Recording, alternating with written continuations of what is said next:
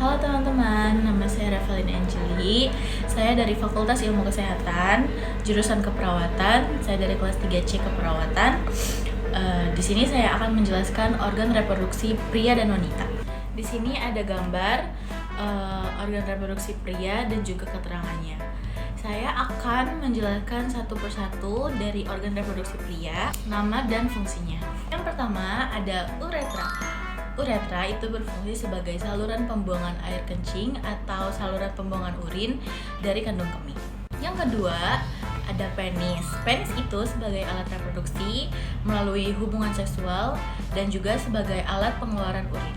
Yang ketiga, ada epididymis. Epididymis itu adalah tempat pematangan, penyimpanan, dan pengangkutan sperma sebelum terjadinya ejakulasi. Yang keempat, ada skrotum. Skrotum itu berfungsi sebagai pelindung testis dan juga sebagai pengatur suhu untuk memproduksi sperma. Yang kelima, ada testis. Testis itu berfungsi memproduksi sperma dan hormon seks, terutama testosteron. Yang keenam, ada prostat. Prostat itu berfungsi memproduksi cairan yang menjadi bagian dari sperma. Selanjutnya, yang ketujuh itu ada rektum. Rektum itu tempat penampungan feses sebelum dikeluarkan dari anus. Yang kedelapan, ada ejaculatory duct, berfungsi sebagai menyalurkan sperma dan cairan air mani ke vas deferens. Yang kesembilan, ada vas deferens. Vas deferens itu berfungsi mengangkut sperma ke epididymis melalui uretra sebelum dikeluarkan saat ejakulasi. Yang ke-10 ada seminal vesicle. Seminal vesicle itu berfungsi menghasilkan sebagian dari cairan air mani yang mengandung fruktosa. Fruktosa itu adalah energi untuk sperma. Selanjutnya yang ke-11 itu ada bladder. Bladder atau kandung kemih. Kandung kemih itu berfungsi untuk menampung urin yang dihasilkan atau diproduksi dari ginjal.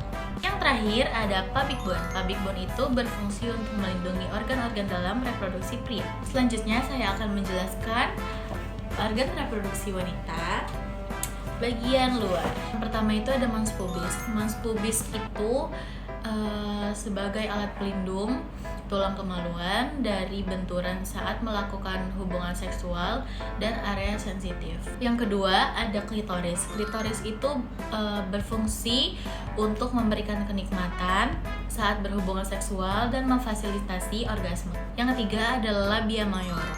Labia majora itu berfungsi untuk melindungi organ reproduksi eksternal lainnya. Yang keempat ada labia minora. Labia minora itu berfungsi untuk melindungi lubang uretra dan vagina dari iritasi. Yang kelima itu ada perineum. Perineum itu berfungsi menopang organ panggul, membantu fungsi seksual, dan mengontrol buang air besar dan kecil. Yang keenam ada anus. Anus itu berfungsi sebagai keluarnya jalan feses dari sistem pencernaan atau dari rektum. Ketujuh ada vagina. Vagina itu berfungsi sebagai jalan masuknya penis saat berhubungan seksual dan jalan lahirnya bayi saat melahirkan, serta jalan keluarnya darah menstruasi saat kita datang bulan. Yang kedelapan atau yang terakhir ada uretra. Uretra itu berfungsi sebagai saluran tunggal untuk mengeluarkan urin dari kandung kemih.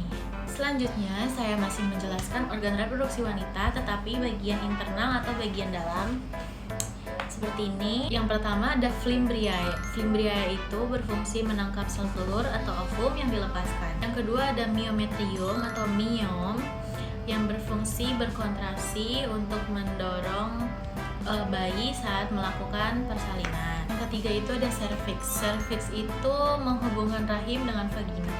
Yang keempat itu ada vagina. Vagina itu menghubungkan cervix ke bagian luar tubuh.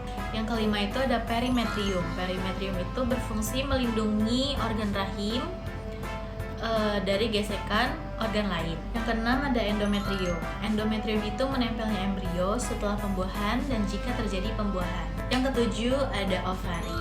Ovari itu berbentuk oval di kedua sisi rahim yang menghasilkan sel telur atau ovum serta menghasilkan hormon estrogen dan progesteron.